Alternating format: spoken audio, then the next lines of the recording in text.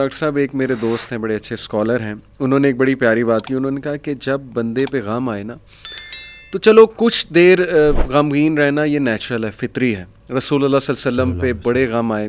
حضرت خدیجہ کی جو ڈیتھ تھی وہ اس سے بڑا غم نہیں تھا. The most smiling face did not smile for months. تو اٹس نیچرل, اوکے. لیکن وہ رک نہیں گئے.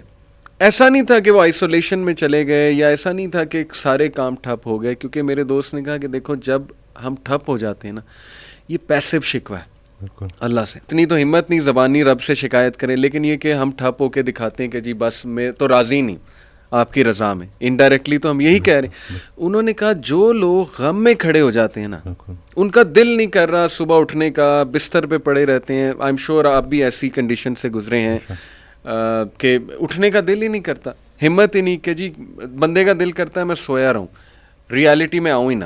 مطلب ریالٹی سو بیڈ.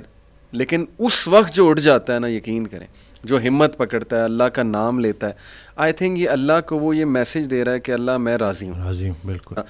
تھوڑا سا اگر آپ سے پوچھنا چاہوں اف یو آر کمفرٹیبل کہ وٹ کلکڈ فار یو. آپ نے کہا کہ آپ نے کافی عرصہ انگزائٹی فیس کی, وہ سنگل چیز یا وہ چلے نمبر آف تھنگس جو آپ کے لیے کلک کی, وہ کیا؟ جسے میں اپنا بدترین دور سمجھ رہا تھا وہ بہترین دور کا آغاز تھا. اچھا. پہلے ہوا میں اکیلا, کیونکہ میں نے ایک ڈیسیجن لیا, سب نے چھوڑ دیا, ٹھیک ہو گیا.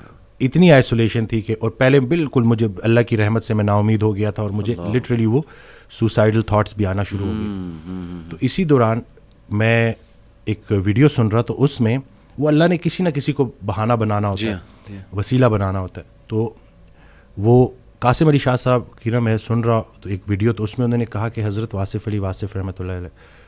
تو میں نے ویسے ہی نا میں نے سرچ کیا, تو پہلی ویڈیو جو سامنے آئی وہ تھی غم. تو اب وہ میں نے کلک کی, کیونکہ اب وہ جیسے میں نے کلک کی تو اس میں الفاظ یہ تھے کہ غم میں غم دینے والے کو یاد رکھنا, یاد رکھنا تیرے رب سے سب سے قریبی رشتہ سجدے کا ہے, اور اس سے بھی قریبی رشتہ آنسوؤں کا ہے. آنکھ میں آنسو ہیں, سر سجدے میں ڈال, نام محمد آہوں میں, دیکھ یہ غم تجھے کیسے سرفراز کرتا ہے. یہ وہ موتی ہیں جو تجھے تیرے مقام سے آشنا کریں گے.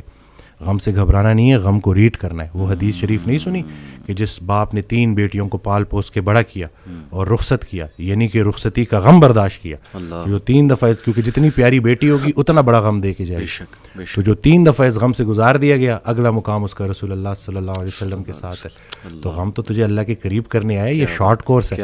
اب میرے لیے جو میری تنہائی تھی وہ میری سب سے بڑی سپورٹ اس لیے بن گئی کہ مجھے کوئی ڈسٹریکٹ کرنے والا نہیں تھا.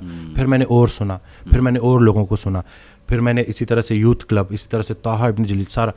اکثر جب وہ جو تھا, جو لاسٹ جو ہمارا ہوا تھا, تو اس میں نے انہی کی سنی باتیں انہی کو سنا رہا تھا. تو بس لیکن دیکھیں نا, کہیں سے بھی اگر, اور ان سے بھی جب پوچھتے تھے نا جیسے کہ آپ کے لیے ہم کیا کریں, تو انہوں نے کہا کہ میرا یہ پیغام لوگوں تک پہنچاؤ کہ یہ جو ہم عمل سے خالی ہو گئے ہیں نا, وہ علم جو عمل سے خالی رہ جائے اس کا بھی پوچھا جائے گا. صحیح بات. تو کرنے والے کام ہے, کر ڈالو. ہمارا سب سے بڑی خوش فہمی ہماری یہ ہے کہ ہمارے پاس ٹائم ہے.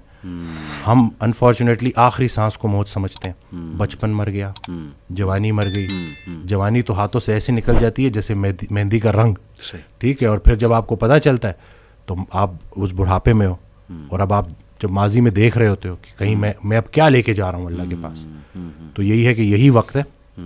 تو جس ٹائم میں گلہ کر رہا تھا, شکوے کر رہا تھا, اور پھر انہوں نے کہا کہ خواہش ٹوٹنے کا اور اس غم سے نکلنے کا ایک ہی طریقہ ہے کہ کوئی ایک خواہش ایسی ڈیولپ کر لی جائے جو باقی تمام خواہشات پہ بازی لے جائے, لیکن وہ خواہش ٹھہرنے کی نہ ہو, جانے کی ہو. فکر آخرت تمہیں دنیا کی ہر فکر سے آزاد. صحیح بات, صحیح بات. جو بن دیکھے رحمان سے ڈرتا تھا وہ تب نہیں ڈرے گا جب دیکھے گا. صحیح بات. بلکہ لاسٹ جب میں لاہور آیا تھا تو یہ میں نے وہ ٹی وی لگایا, تو وہ قرآن کی, تو اس میں نا اس کی آیت, اس کا ترجمہ کہ قرآن پاک میں اللہ تعالیٰ کہتا ہے, ارشاد فرماتے ہیں کہ تم وہ وعدہ یاد رکھو جو تم نے مجھ سے کیا تھا, میں وہ وعدہ یاد رکھوں گا جو میں نے تم سے کیا تھا. تو ہم نے بس وہ وعدہ کیا تھا. نماز بھی تو اللہ کی یاد ہے نا. صحیح صحیح. تو اور پھر دوسرا یہ کہ یکسوئی, کہ جب آپ کا نا یکسوئی نصیب ہو جائے, ایک ہی آپ ڈائریکشن میں چلنا شروع ہو جاؤ. محبت کیا ہے؟ محبت ادھر ادھر دیکھنا نہیں ہے, ایک ہی ڈائریکشن میں دیکھنا. بالکل صحیح. تو جب آپ کی ڈائریکشن اللہ کی طرف ہو جائے نا, پھر اٹھنا بیٹھنا ہر چیز, اور ویسے ہی اللہ تعالیٰ آپ کو مشکل سے نکال لیتا ہے. اور ڈاکٹر صاحب آئی تھنک یہ جو سینٹینس ہے نا جو آپ نے بولا تھا کہ اللہ سنبھال لے گا, بالکل, ultimately you have to leave ایوری تھنگ ٹو اللہ. اور قرآن مجید میں بھی اللہ ایون نبی صلی اللہ علیہ وسلم کہتے ہیں نا کہ تم مشورہ کرو لیکن اس کے بعد اللہ پہ توکل کرو اور چھوڑ دو, اللہ تعالیٰ اس کو سنبھال لے گا. آئی تھنک جب ہمیں یہ بلیف ہو گیا نا کہ کائنات کا نظام چلانے والا اللہ ہے, لوگوں کے دلوں کا کنٹرول اللہ کی 2 انگلیوں کے درمیان ہے, یہ حدیث میں آتا ہے, ہر چیز ایٹم بھی موو نہیں کر سکتا اللہ کی اجازت کے بغیر.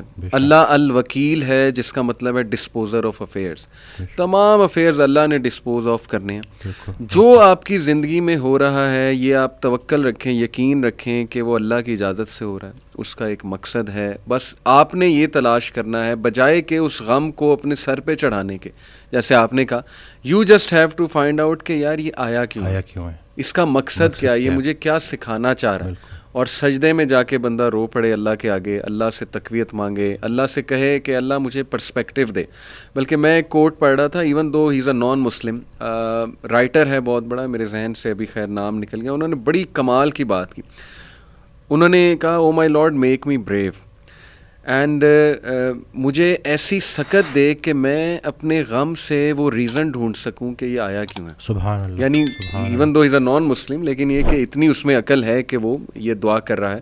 تو یہی بات ہے کہ وزڈم فائنڈ آؤٹ کرو کہ یہ کیوں آیا ہے.